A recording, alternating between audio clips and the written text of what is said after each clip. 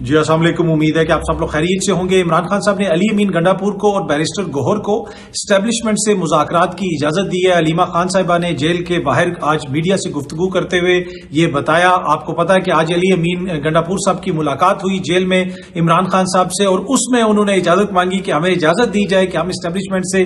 بات چیت کر سکتے ہیں یا بات چیت نہیں کر سکتے۔ اب جس طرح پچھلے ولاگ کے اندر بھی میں نے آپ کے ساتھ تفصیلات شیئر کی تھی کہ مذاکرات کے لیے رابطے کیے جا رہے ہیں، بار بار حکومت کی جانب سے یہ کہا جا رہا ہے کہ جناب آئیں، بیٹھیں، ہم سے بات کریں، مسائل کا حل نکالیں، اور اس کال کی وجہ سے حکومت کافی زیادہ پریشان ہے، اور جس کی وجہ سے پاکستان تحریک انصاف کی جو قیادت ہے اس کے اوپر بھی پریشر آئے گا، ان سے بھی رابطے ہوں گے، اور اسی وجہ سے کچھ چیزیں جو ہیں عمران خان صاحب نے بشرا بی بی کے ہاتھ میں دے دی تھیں کہ آپ جائیں، آپ جا کے یہ پیغام ڈیلیور کریں تاکہ کوئی ایک سورس نہ ہو، مختلف سورسز سے لوگوں کے پاس چیزیں پہنچتی رہیں۔ پھر آج علی امین گنڈاپور صاحب نے ملاقات کی وہاں پہ جیل میں عمران خان صاحب سے، اور علیمہ خان صاحبہ نے بتایا کہ علی امین نے اور بیرسٹر گوہر نے عمران خان صاحب سے اجازت مانگی کہ ہمیں اجازت دی جائے کہ ہم اسٹیبلشمنٹ سے مذاکرات کریں، تو خان صاحب نے کہا جی بالکل آپ ضرور مذاکرات کریں، ہم سیاسی جماعتیں، ہمارے دروازے کھلے ہوئے، لیکن وقت ہے صرف جمعرات تک، یہ ایک دن کے بعد، ٹوٹل کل وینسڈے ہے، پرسوں تھرسڈے، ایک دن کے بعد جو تھرسڈے ہے تب تک کا وقت ہے، تب تک اگر ہمارے مطالبات مان لیے جاتے ہیں تو ٹھیک ہے، ہم اپنا احتجاج کال آف کر دیں گے، لیکن اگر مطالبات نہیں مانے جاتے تو پھر یہ سلسلہ اسی طرح آگے بڑھے گا، ہم احتجاج بھی کریں گے۔ اچھا، علیمہ خان صاحبہ نے کہا کہ عمران خان صاحب نے کہا ہے کہ جو لوگ قید ہیں،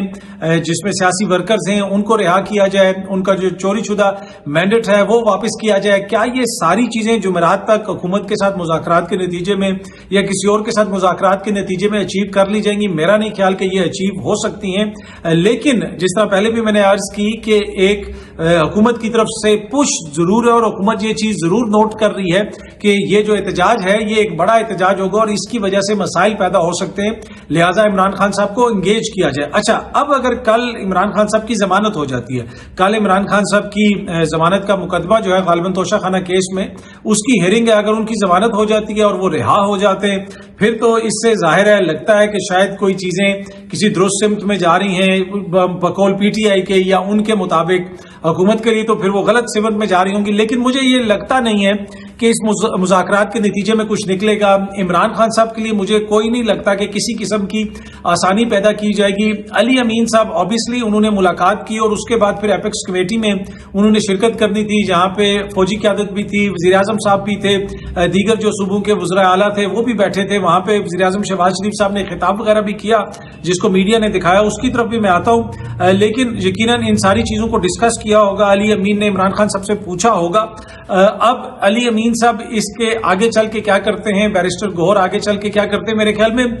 پچھلی دفعہ 2 دفعہ ایسے انسیڈنٹس ہوئے ہیں کہ جہاں پہ علی امین صاحب کو شاید تھوڑا سا کوئی بینیفٹ آف ڈاؤٹ مل گیا ہو، لیکن اب اگر تیسری دفعہ یہ احتجاج کینسل ہوتا ہے اور علی امین صاحب اسی قسم کی کوئی بچگانہ سٹوری اپنے ورکر کو سناتے ہیں تو وہ مجھے نہیں لگتا کہ کوئی ورکر بائی کرے گا۔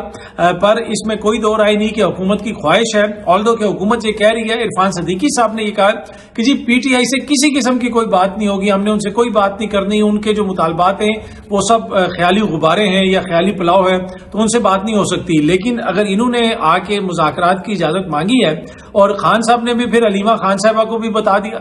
علیمہ خان کو اسی لیے بتایا کہ باہر جا کے بتاؤ کہ جناب یہ کیوں آئے تھے، کیا اجازت لینے آئے تھے۔ علی امین آ کے اجازت مانگ رہا تھا کہ مجھے اجازت دیں کہ میں نے ان سے مذاکرات کر دیں، یا اگر ہمیں کوئی مذاکرات کی آفر آتی ہے تو کیا ہم ان سے مذاکرات کر سکتے ہیں یا نہیں کر سکتے۔ میں نے آپ سے پہلے بھی عرض کی تھی اپنے ولاگ کے اندر کہ عمران خان نے ہر کسی سے مذاکرات کی اتھارٹی واپس لے لی ہے۔ میرا جو پچھلا ولاگ ہے آپ اسی کو دیکھ لیں، اسی کے اندر میں نے کہا کہ عمران خان نے سب لوگوں سے، کسی کے پاس بھی اس وقت مذاکرات کی اتھارٹی نہیں ہے، اور یہی وجہ ہے کہ پھر علی امین آج گئے اور ادھر جا کے انہوں نے اجازت مانگی کہ جناب وہ اتھارٹی ہمیں دیں، وہ اجازت ہمیں دیں، اور ایک طرح سے تاکہ جس سے ہم بات کریں گے یا ہم سے کوئی رابطہ کرتا ہے تو کم از کم ہمارے پاس وہ اتھارٹی تو ہو کہ ہم بات کریں۔ تو علیمہ خان صاحبہ کو بھی بتا دیا گیا ساتھ ہی خان صاحب کی جانب سے، اور علیمہ خان صاحبہ نے آ کے باہر وہ میڈیا کو بتا دیا۔ اچھا، علیمہ خان صاحبہ نے یہ بھی کہا کہ عمران خان نے اسٹیبلشمنٹ کا بھی شکریہ ادا کیا کہ وہ جو سارے الیکٹیبلز تھے، جو نظریاتی لوگ نہیں تھے، ان کو لے لیا گیا ہے یا نکال دیا گیا ہے یا ان کے اوپر دباؤ پڑا تو وہ بھاگ گئے، تو اس کے لیے وہ شکریہ ادا کرتے ہیں حکومت کا، اسٹیبلشمنٹ کا، کہ ان لوگوں سے ہماری جان چھوٹ گئی۔ تو یہ جناب اب تک کی ڈیٹیلز ہیں۔ اب دیکھتے ہیں کہ کیا کوئی مذاکرات ہوتے ہیں۔ جس طرح میں نے آپ کو پہلے کہا کہ ان مذاکرات کے حوالے سے فی الحال کوئی اور ایسی پیش رفت نہیں ہے کہ جہاں پہ کوئی چینل ڈیولپ ہو چکا ہو اور بیٹھے ہوئے لوگ کوئی مذاکرات کر رہے ہوں. ہاں پیغام رسانی ہو رہی ہے, حکومت کی جانب سے ہو رہی ہے, بیچ میں دیگر لوگوں کو ڈالا جا رہا ہے, ان کی جانب سے پیغام رسانی ہو رہی ہے, لیکن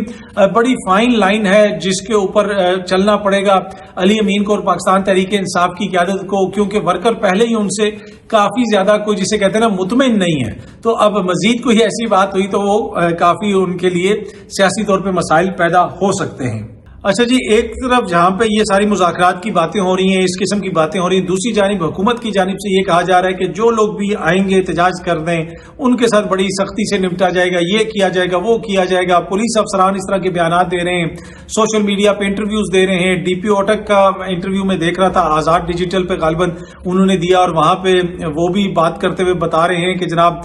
کسی کو اٹک سے ہم کراس نہیں کرنے دیں گے, اس قسم کی باتیں کر رہے ہیں. دوسری جانب جو پاکستان کا قومی ٹی وی ہے, national T V, state T V, وہ کیا رپورٹ کر رہا ہے؟ اگر یہ سامنے آپ دیکھیں, پی ٹی وی نے ٹویٹ کیا ہوا ہے کہ 24 نومبر کی احتجاج کال, وزارت داخلہ کا سخت ترین اقدامات کا فیصلہ.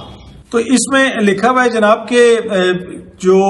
24 نومبر کے احتجاج میں اگر کوئی اسٹوڈنٹ شرکت کرے گا تو اس کی تعلیمی اسناد کینسل کی جا سکتی ہیں اور اس کا داخلہ کینسل کیا جا سکتا ہے. یہ پی ٹی وی رپورٹ کر رہا ہے, سائٹ کر رہا ہے کس کو؟ وزارت داخلہ کے ذرائع کو. اب آپ خود ذرا سوچیں کہ یہ پاکستان کا قومی ٹی وی ہے, امریکہ میں بھی لوگ اس کو دیکھیں گے, اس کو ٹرانسلیٹ بھی کر کے دیکھیں گے. پھر امریکہ میں بیٹھا ہوا کوئی بندہ جا کے کانگریس مین کو کہے گا کہ ہمارے ملک میں فسطائیت کا یہ عالم ہے کہ پاکستان کا جو قومی ادارہ ہے, قومی ٹی وی ہے, وہ یہ کہہ رہا ہے کہ جو بچے احتجاج میں جائیں گے ان کی تعلیمی اسناد کینسل ہو جائیں گی, ان کے داخلے کینسل کر دیے جائیں گے, لوگوں کے پاسپورٹ کینسل کرنے پہ غور ہو رہا ہے, لوگوں کے جناب آئی ڈی کارڈ بلاک کرنے کو کنسیڈر کیا جا رہا ہے, لوگوں کے سم کارڈز بلاک کر دیے جائیں گے جو اس احتجاج میں شرکت کرے گا. تو پھر وہ لیٹر ہی لکھیں گے نا, وہ کہیں گے یار یہ جو ہمیں آ کے اسٹوریاں سنا رہے ہیں تو یہ تو ان کی اسٹوری تو نہیں ہے, یہ تو حکومت پاکستان کا اپنا جو اسٹیٹ ٹیلی ویژن ہے وہ اس طرح کی چیز رپورٹ کر رہا ہے. اب یہ کیا یہ لوگ یہ سب کچھ کر لیں گے یا یہ کر سکیں گے؟ میرا نہیں خیال کہ اتنے بڑے پیمانے پہ یہ ہو سکتا ہے. یہ ایک طرح سے وہ جسے کہتے ہیں اسکیئر مانگرنگ, لوگوں کو ڈرانے کی کوشش حکومت کی جانب سے. لیکن وہ جسے کہتے ہیں نا کہ بیوقوف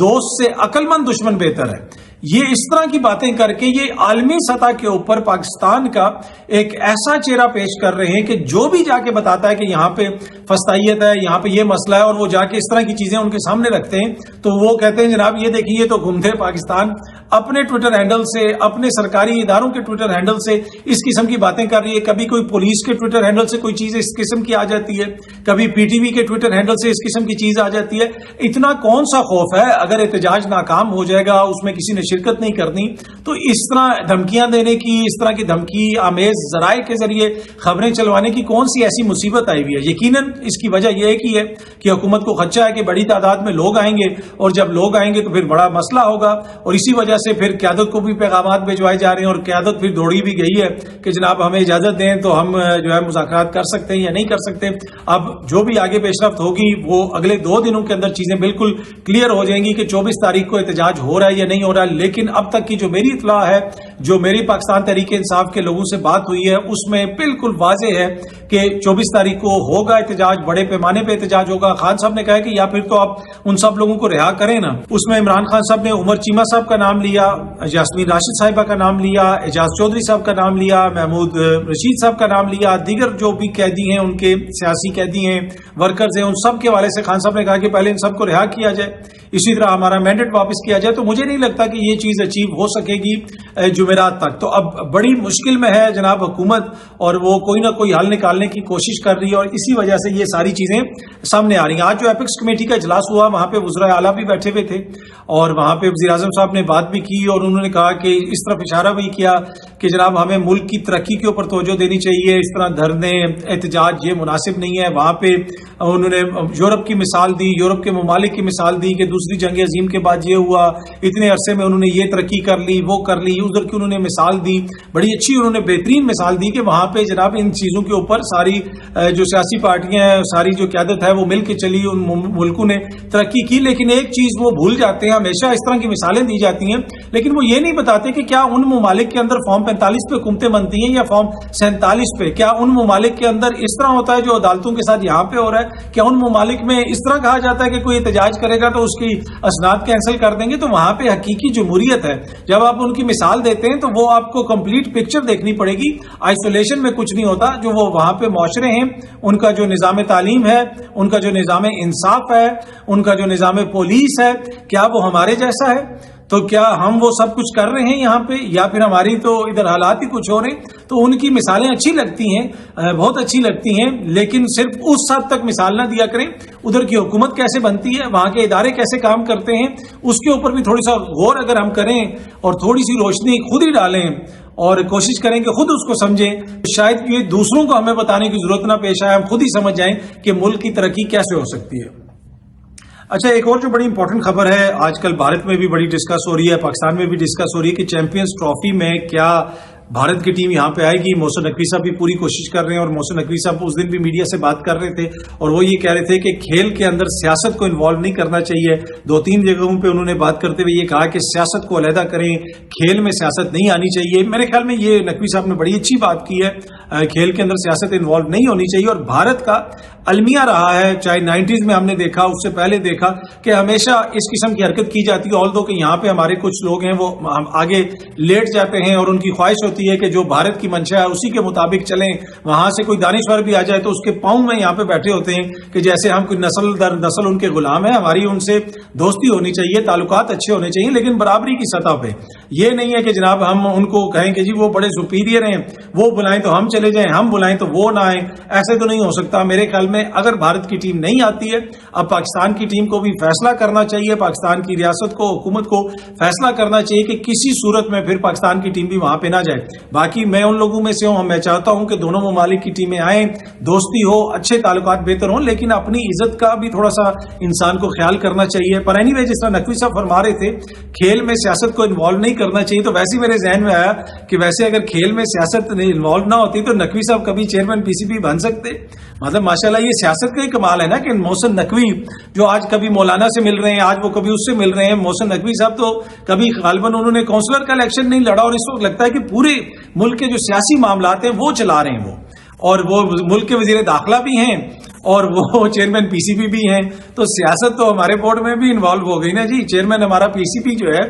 وہ ایک طرف کہہ رہے ہیں کہ جناب کنونس کر رہے ہیں ان کو کہ آپ ادھر آئیں، آ کے جناب آپ حصہ لیں،